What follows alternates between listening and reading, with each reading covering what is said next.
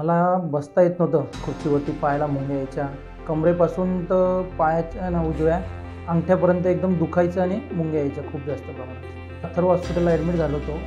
मला त्यांनी सांगितलं की तुमचे L5 आणि S1मध्ये ना डिस्बल्जिंग झालेली आहे आणि मानेच्या मणक्यांमध्ये पण आणि आपलं छातीच्या बॅक साईडला ह्या 2-3 ठिकाणी डिस्बल्जिंग झालेली आहे म्हणे.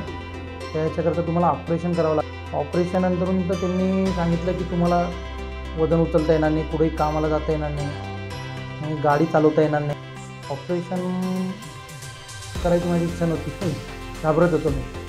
इथे आल्यानंतर माझं आहे ना पूर्ण क्लिअर झालेलं आहे माझं दुखणं आणि मुंग्याही येत नाही मला पायाला.